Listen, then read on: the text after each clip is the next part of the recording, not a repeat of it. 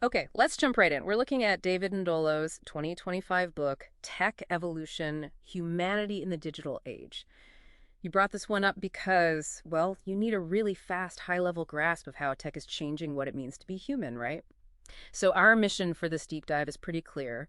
Distill Ndolo's big idea, that tension between huge optimism about tech and some real caution. Absolutely. And what Gindolo really captures, I think, is the sheer scale of this moment in history. Hmm. He makes the case that this digital revolution, it isn't just another update, it's fundamental. Like the Industrial Revolutions, reshaping everything, how we govern, how we form communities. Okay, let's dig into that caution side first, because Nundle does spend quite a bit of time on this connectivity paradox. We're all connected globally, sure, but he sees these two big forces kind of pulling us apart at the same time. It's exactly. Yeah. Yeah, physical distance doesn't mean much anymore, but these new social divides pop up. Indolo dives into the digital divide. Yeah. And it's not just about like having a smartphone. It's the inequality in actual meaningful access and, importantly, digital literacy. Big gaps between, say, wealthy cities and rural areas. And this just makes existing socioeconomic divides even worse. Right, and that connects directly to the echo chamber effect, doesn't it? This is where Dindalo gets quite specific. He basically argues this polarization we see, that's not some accident, it's baked into the algorithms. They're built to keep you engaged, right? Which often means showing you stuff that's sensational or just confirms what you already think, not necessarily what's accurate. And that, well, it fragments how we all talk about politics. And that focus, that drive for engagement, leads straight into his critique of surveillance capitalism. And Dole is pretty clear. Our personal data isn't just sold for targeted ads. That's part of it. But it's also used to predict our behavior.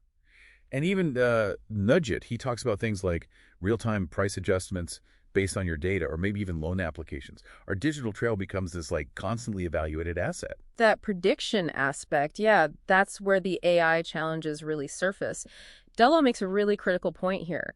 If AI learns only from historical data, decades of it, maybe policing records, for example, it's not neutral. It's actually learning our past biases, and that risks reinforcing them, like potential discrimination in predictive policing against certain communities. But that's the tightrope, isn't it? Mm.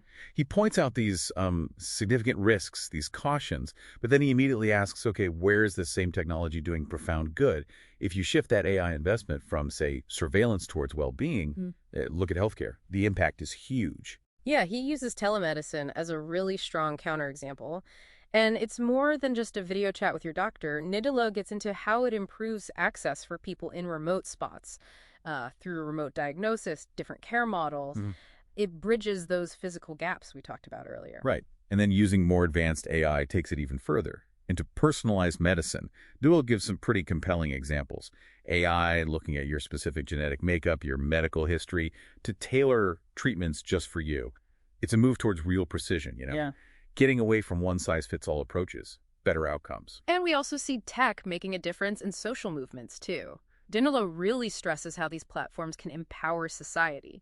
Democratize activism, basically. Think about movements like hashtag Black Lives Matter or hashtag MeToo. They allowed voices that were often marginalized to suddenly be part of the public conversation, mobilizing people outside the old media channels. So, bringing it all together, what's the takeaway for you, the listener?